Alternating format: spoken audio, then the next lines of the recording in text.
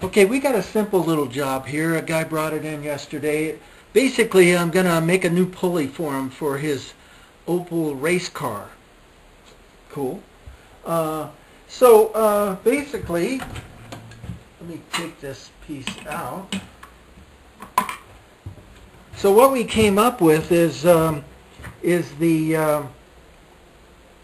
pulley needs to be smaller in order to, because his engine revs at a pretty high RPM, and what happens is it keeps burning out the water pump. So they're going to make the pulley smaller so the water pump doesn't travel as fast. So basically I'm going to come in and just cut this thing out and press it out, and then from there make a new pulley out of basically a slab of solid steel, and then cut the V shapes. So we're going to come in there, and I got this trimmed out here, and I think I've got enough trimmed out that I can just pop it off, but it's sometimes hard to tell. So we're going to put it in the press and give it a try and see if we can pop this out. Okay, we got the old pulley off. It popped off pretty easily. So now we're going to want to just machine down this little part here. But first I have to indicate this to get it squared up, and probably going to do a quick indication on that inside edge too, just to confirm that I'm totally square, and then come in and give myself a little kiss there and clean that edge up. So I feel myself lucky because the guy wanted 4-inch material. He wanted it to have a 4-inch pulley while he was standing here, and I thought, okay, well, I'm just going to have to order a piece.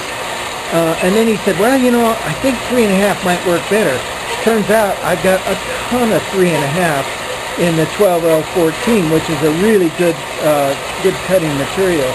So right now we're going to cut a little slice off of the end of this plug, and once we get that cut off, we'll drill a hole in it and shape it and machine it and bring it into play.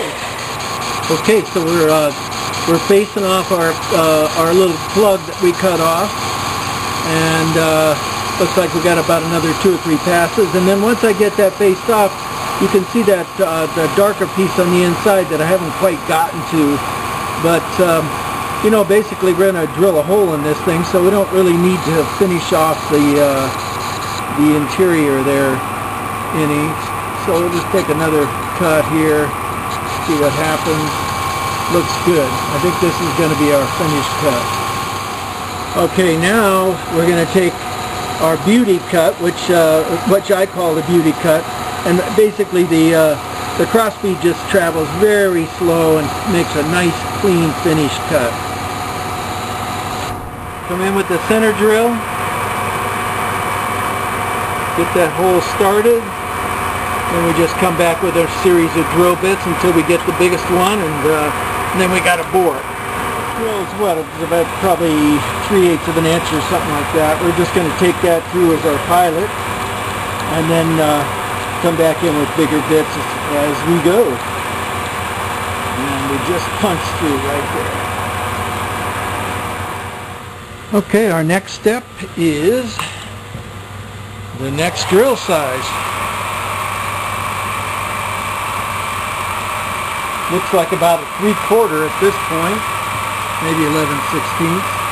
So we'll take that right up into it. We've slowed down the speed of the chuck so that the drill doesn't get too chattery. Let's see what happens.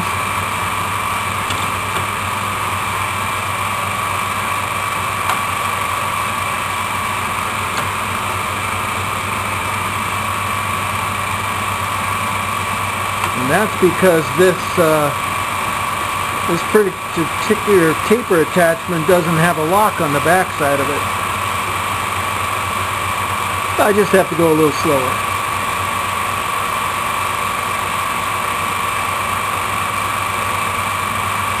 No big deal.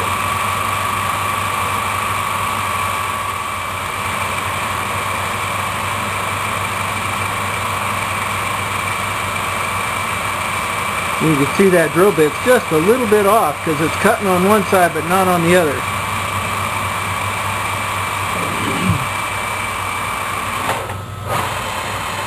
So I would never use that bit in an accurate cut.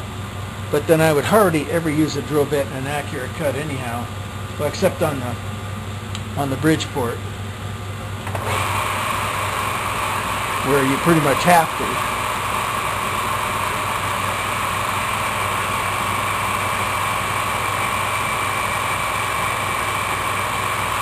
I'm thinking we should be punching through here any minute.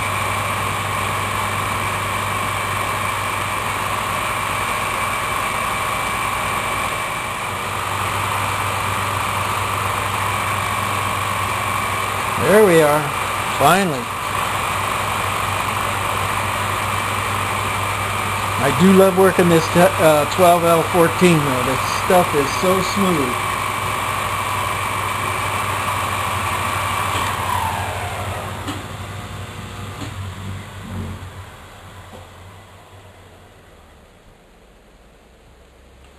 We'll go ahead and put our next bit in, but it's going to be a bit longer probably. So we're going to have to take this chuck out. There we go.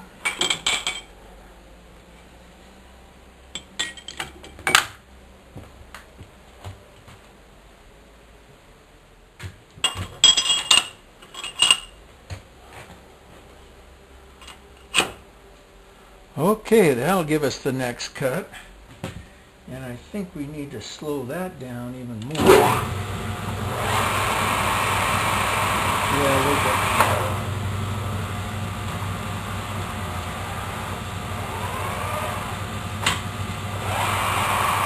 there we go. Nice slow cut.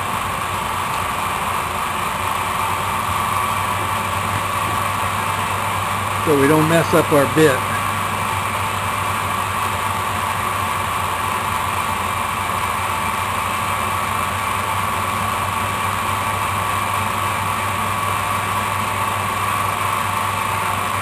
That'll punch right through there. And probably from there, although we could go ahead and put a bigger bit in, probably from there I'll just go ahead and bore it. Okay, now we're bringing this out. We're going to bore this out to the same size as this sleeve right here, and that's going to take a number of passes. And so we're at the end of that particular bore, and because we're kind of hanging out there in the end, I'm just taking about 30 thousandths at a time. Well, that's 15 thousandths on each side, and you can hear it rattle. So it's about maximum right there. Okay, we're getting down to our final few cuts. We've got that part done. The sleeve fits. Now we're going to turn this around and we're going to cut a shoulder 450 thousandths from this edge to this edge into the ring here. And so we got looks like we got about 150 thousandths to cut. And we'll get up there and see what we can do. We got our whole board, and we got our depth on the bore, and now we're going to check and see if our sleeve is going to fit in there. Now what we want, because this is going to be a weld, I'm going to run a weld bead right around the front face of this thing. So we have anywhere from a press fit to a slip fit, but this looks like it's just beautiful slip fit right there. So then we just slip it in there and go ahead and weld the other side. Let's take this thing apart.